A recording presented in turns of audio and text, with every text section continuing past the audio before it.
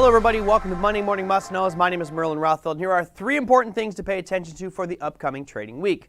Now, last week we talked a lot about retail sales, and certainly we're going to talk more about that as we have some more retail sales earnings. But the big story this week is going to be Wyoming. Hold on a second. Wyoming? What are you talking about? That's right. Jackson Hole Symposium will be going on. This has been going on since 1978. What this is basically a big meeting of all the major economic forces that are driving our markets. And it's really important because that meeting is multiple day. It goes Thursday, Friday, and Saturday. Now let me give you just a little glimpse as to who's going to be there. We start off with central bankers, 45, Federal Reserve, 25 members, academics, 25, media, 12 members that have to pay to be there to help offset the cost, apparently. Financial organizations, you have 8, and then government officials, 5. So you can see it's a very small select group. Now, of course, they're not making definitive plans about where the markets are going to be headed, but they might be making statements publicly about their views on things like inflation, interest rates, tapering, etc., and thoughts just about our economy overall. That can have a dramatic impact on our financial markets, which could create some waves Thursday and Friday. Moving on to our next piece is also about the economy, gross domestic product, or G to the D to the P. Now, why is this important?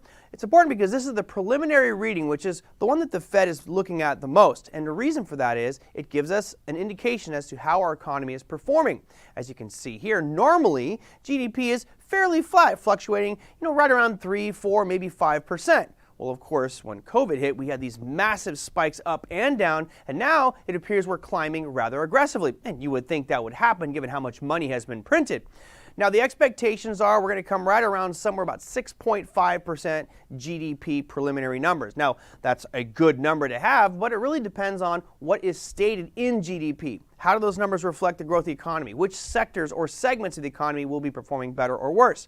Now, the Fed has also said they'll be looking at GDP numbers because they're thinking about tapering. So a really strong GDP number would maybe accelerate the tapering process that the Fed is planning in the near future. If we get a horrible reading on GDP, that may stall tapering, and markets generally like that type of news. Moving on to our retail sales. We talked about earnings calendar last week. There's a ton of retailers. The retail sales numbers actually came out rather bad.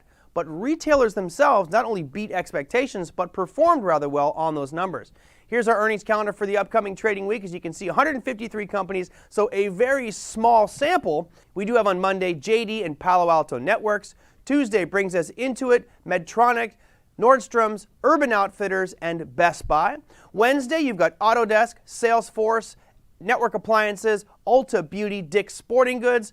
Thursday, you have Marvell Technologies, Workday, VMware, Hewlett-Packard, Dollar General, Dollar Tree, and Dell Computers. Friday rounds things out with Big Lots, and of course the ones in red here are the main retailers reporting this week.